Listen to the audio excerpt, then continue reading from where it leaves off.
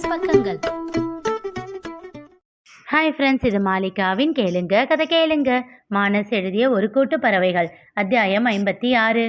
புது வீடு கட்டி அங்கே அவர்கள் குடியேறி 1 வருடம் ஆகியிருந்த நிலையில் திடீரென அன்பு மாரடைப்பு ஏற்பட்டு இறந்துவிட்டார். அப்பொழுது மிருணாளினி எம்டெஸ் கடைசி வருடத்தில் இருந்தார். நாயகியும் அவளும் அன்பு இல்லாமல் தடுமாறி போனார்கள். அவர் இறப்பையே ஜீரணிக்க முடியாமல் இருந்தவர்களுக்கு அடுத்த இடி தலையில் இறங்கியது. அன்பு ஏகப்பட்டன் கடன் வாங்கி இருக்கிறார் என்று கடன் கொடுத்தவர்கள் அவர்களை நெருக்க ஆரம்பித்தார்கள். இருவருக்கும் எதுவும் புரியவில்லை.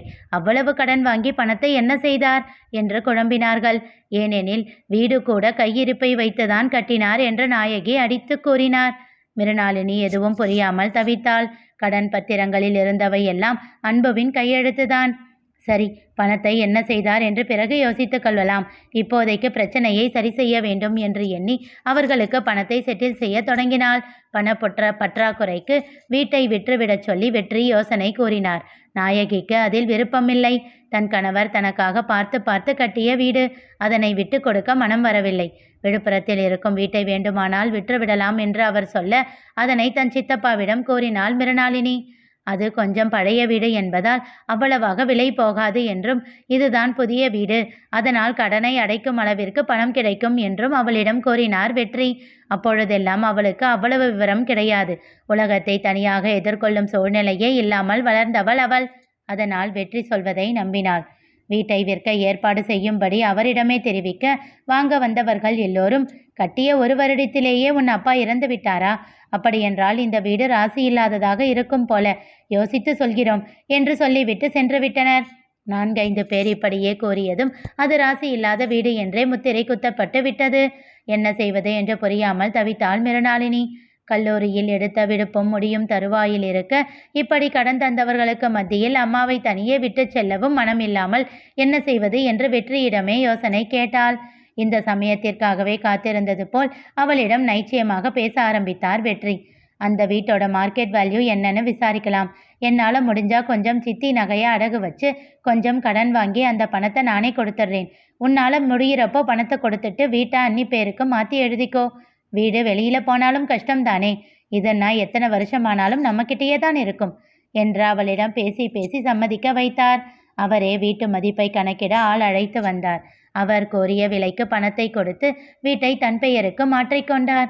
கடன் தந்தவர்களுக்கு அவளோடு இருந்து அவரே பணத்தை பட்டுவாடா செய்தார். அப்போதும் கொஞ்சம் பணம் பற்றாக்குறையாக இருக்க கஜேந்திரனிடம் மட்டும் தான் பேசிக்கொள்வதாக சொல்லி அவனிடம் இருந்த கடனை மட்டும் அப்படியே நிறுத்தி கொண்டார். விடுப்பு முடிய கல்லூரிக்கு கிளம்பினாள் மிருணாளினி. சித்தப்பா, அம்மாவை பார்த்துக்கோங்க என்ற 1000 முறை கூறினாள். கவலைப்படாதரா, நான் பார்த்துக்கிறேன் என்ற நம்பிக்கை வார்த்தை தந்தார் வெற்றி. வீட்டிற்கு தேவையான மளிகை பொருட்களை தங்கள் கடையிலிருந்தே அனுப்பி வைத்தார். ஈபி, கேஸ் போன்ற அத்தியாவசிய செலவுகளுக்கு கடை பணத்தை எடுத்து அவர்களுக்காக செலவு செய்தார். ஏன் சித்தப்பா என்று அவள் தயக்கம் காட்ட, இந்த கடையோட முதலீடுல பாதி உங்க அப்பாவோடது, அதனால இது உங்க உரிமைதான், எதையும் யோசிக்காத என்று அவளை அனுப்பி வைத்தார். அவளும் நிம்மதியாக கல்லூரிக்கு சென்று விட்டாள். அந்த வருட படிப்பை முடித்து சென்னையில் ஒரு பெரிய கம்பெனியில் வேலைக்கு சேர்ந்த சந்தோஷமான செய்தியோடு வீட்டிற்கு வந்தாள். அப்போது வெற்றி அவளை அழைத்து பேசினார். ஒரே ஒரு உதவி வேணும் மிரணா. என்ன சித்தப்பா? நம்ம வீடு பழைய வீடு இல்லை, மழை வந்தால் தண்ணி ஒழுகுது, அதை சரி பண்ணலாம்னு பார்த்தா மேலே தளத்தை கொத்திட்டு புதுசாக தான் போடணுமாம். அதான் வேலையை ஆரம்பிக்கலாம்னு இருக்கேன். சரி சித்தப்பா, அதுக்கு நான் என்ன பண்ணணும்? எப்படியும் நாங்கள் வேலை முடிகிற வரைக்கும் வெளியில தான் தங்கணும். வெளியே வாடகை கொடுத்து தங்குறதுக்கு பதில் உங்கள் வீட்டிலையே தங்கிக்கலாமான்னு கேட்க தான் உன்னை கூப்பிட்டேன். சித்தப்பா, எதுக்கு இதெல்லாம் கேட்குறீங்க? இப்போ அந்த வீடு உங்களோடது. இல்லைம்மா, அப்படியெல்லாம் சொல்லாத. நீங்கள் மறுத்தாலும் அதுதான் சித்தப்பா நிஜம். நாங்கள் வாடகையும் கொடுக்கறதில்ல. அப்புறம் என்ன, உங்கள் வீட்டில் வந்து தங்குறதுக்கு எதுக்கு என்கிட்ட பெர்மிஷன் கேட்குறீங்க? நீங்கள் அங்கே வந்து தங்கினா அம்மா பாதுகாப்பாக இருக்காங்க அப்படின்ற திருப்தி எனக்கும் அதிகமாக இருக்கும். சரிம்மா, சந்தோஷம். அப்போது நல்ல நாள் பார்த்து நாங்கள் அங்கே குடி வந்துட்டு இந்த வீட்டில் வேலையை ஆரம்பிச்சிடுறேன் என்றார். மெல்ல வெற்றியின் வலையில் விழுந்து விட்டதை அறியாமல் மிருணாளினி வேலைக்காக சென்னை சென்று விட்டாள். அவ்வப்போது நாயகியிடம் போனில் பேசிக்கொண்டு இருந்தாள். இது கல்லூரி இல்லை அல்லவா, அதனால் அதிகம் விடுமுறை கிடைக்கவில்லை. அவ்வப்போது ஓரிரு நாள் வந்து விட்டு சென்றாள். தன் அம்மா சித்தப்பாவின் குடும்பத்தோடு இருப்பதால் எந்த பயமும் இன்றி வேலையில் முழுதாக ஒன்றி போனாள். 1 வருடம் கடந்த நிலையில் ஒரு முறை வீட்டிற்கு வந்தபோது வீட்டில் ஏதோ மாற்றம் இருப்பது போல் அவளுக்கு தோன்றியது. முன்பு போல் இல்லாமல் இப்பொழுது உலகமும் புரிய ஆரம்பித்திருந்ததால் அவளால் மாற்றங்களை உணர முடிந்தது. நாயகியிடம் கேட்க அவர் ஒன்றுமில்லை என்று சொல்லி சமாதானம் கூறினார். இருந்தாலும் தன் அம்மா எதையோ மறைக்கிறார் என்ற சந்தேகம் அவளுக்கு இருந்து கொண்டே இருந்தது. அது மட்டுமில்லாமல் பழைய வீட்டில் இன்னுமா வேலை முடியவில்லை என்ற யோசனையும் இருந்தது. எப்படி வெற்றியிடம் கேட்பது என்ற தயக்கமும் இருந்தது. அதனால் எதுவும் பேசாமல் வேலைக்கு திரும்பிவிட்டாள். மீண்டும் 1 வருடம் கடந்த நிலையில் ஒரு முறை வீட்டிற்கு வந்தபோது திகைத்து விட்டாள். ஏனெனில் அங்கே தனித்தனி சமையல் நடந்து கொண்டிருந்தது.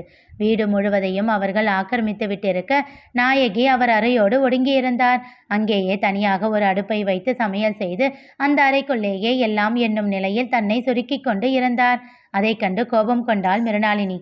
ஏமா இதையெல்லாம் என்கிட்ட முன்னாடியே சொல்லல? இரு, முதல்ல போய் நான் சித்தப்பா கிட்ட இதை பற்றி பேசுகிறேன் என்று அவள் கிளம்ப அவளை தடுத்து விட்டார் நாயகி. வேணாம் மிருணா, உன் சித்தப்பா ரொம்ப மாறிட்டாரு. பேச்சு செயல் எதுவும் முன்ன மாதிரி இல்லை. என்னம்மா சொல்ற? சித்தியுமா மாறிட்டாங்க? எனக்கு தெரியலடி, ஆனால் உனக்கு தான் அவளை பற்றி தெரியுமே. உன் சித்தப்பா என்ன சொல்கிறாரோ அது எல்லாத்துக்கும் மண்டையை ஆட்டுவா. அவர் சொல்கிறது மட்டும்தான் அவளுக்கு எப்பவும் சரி. சரிம்மா, அதுக்காக எதையுமே கேட்காம விட முடியுமா? இருடி, இது நீ நினைக்கிற மாதிரி இல்லை மிருணா என்றவர் அடுத்து சொல்ல தயங்கினார். அம்மா, எதுக்கு இப்போ தயங்குற? எதுவாக இருந்தாலும் என்கிட்ட சொன்னாதானே நான் எதையும் பண்ண முடியும். மிருணா, ரொம்ப பெரிய தப்பு பண்ணிட்டோண்டி. என்னம்மா சொல்கிற? எனக்கு புரியல. நம்ம வீடு ராசி இல்லாத வீடுன்னு எல்லாரும் சொன்னாங்க இல்லை? அந்த கதையை கட்டி விட்டதே உன் சித்தப்பா தானாம். போன வாரம் கோயிலுக்கு போயிருந்தப்போ அந்த வள்ளி சத்தம் இல்லாமல் என் காதில் சொன்னான். நான் சொன்னேன்னு யாருக்கும் தெரிய வேண்டாம்னு சொல்லியே சொன்னான். இப்போ யோசிச்சு பாரு, அது மட்டும் உண்மையா இருந்தா எல்லாமே அவரோட திட்டப்படி தான் நடந்துகிட்டு இருக்கு. இந்த வீட்டுக்காகத்தான் எல்லாத்தையும் பண்ணியிருக்காரு. எடுத்தோம் கவிழ்த்தோம் என்று எதையும் செய்ய அவள் ஒன்றும் இன்னும் சிறு பிள்ளை இல்லையே. நிதானமாக யோசித்தாள். மெல்ல கொஞ்சம் கொஞ்சமாக எல்லாவற்றையும் விசாரிக்க தொடங்கினாள். ராசி இல்லாத வீடு என்று கதை கட்டி விட்டது மட்டுமல்லாமல் அந்த வீட்டுக்கான மதிப்பை தவறாக போட்டு குறைந்த பணத்தில் தன் பெயருக்கு வீட்டை மாற்றி எழுதி கொண்டார் வெற்றி என்றும் புரிந்தது. கோபமாக அவரிடம் சென்று நியாயம் கேட்க அவர் இல்லவே இல்லை என்று சாதித்தார். ஒரு கட்டத்திற்கு மேல் அவரிடம் எதுவும் பேச முடியாமல் நாயகியிடம் வந்து அனைத்தையும் கோரி என்ன செய்யலாம் என்று கேட்டார். எனக்கு தெரியலடி, இவர் எதிர்த்து நம்மால என்ன பண்ண முடியும்னு புரியல. விட்டு தொலை, எல்லாத்தையும் அவங்களே எடுத்துக்கட்டும். நம்மளை நிம்மதியா விட்டா போதும் அப்படின்னு தோணுது. இல்ல, உனக்கு வேற ஏதாச்சும் பண்ணணும்னு தோணுச்சுனாலும் அதையே பண்ணிடலாம். நீ என்ன சொன்னாலும் அதை கேட்டுக்கிறேன். சரிம்மா, அப்போ இது எல்லாத்தையும் விட்டுடு. நான் சென்னையிலேயே ஒரு வீடு வாடகைக்கு பார்க்குறேன். நாம அங்கே போயிடலாம். நான் தான் சம்பாதிக்கிறேன் இல்லை? நம்ம 2 பேருக்கு அது போதாதா? பார்த்துக்கலாம் என்றாள் நம்பிக்கையாக. நாயகியும் சம்மதித்தார். அதற்கான ஏற்பாடுகளை சென்னையில் உள்ள ஒரு தோழியின் மூலம் செய்தாள். ஆனால் வீட்டிற்கு முன்பணம் கொடுக்க வேண்டுமே. அவர்களிடம் இப்பொழுது அவ்வளவு பணம் எல்லாம் இல்லை. என்ன செய்வது என்று யோசித்தாள். வெற்றியிடம் சென்றாள். இந்த கடைக்கு நாங்கள் கொடுத்த முதலீட்டை திரும்பவும் கொடுத்து விடுங்கள். நாங்கள் இங்கிருந்து சென்று விடுகிறோம் என்று கேட்க அடுத்த இடியை அவர் தலையில் இறக்கினார் வெற்றி செல்வம். நிகழ்ந்தது என்ன தெரிந்து கொள்ள தொடர்ந்து கேளுங்க. கதை கேளுங்க. மீண்டும் சந்திப்போம்.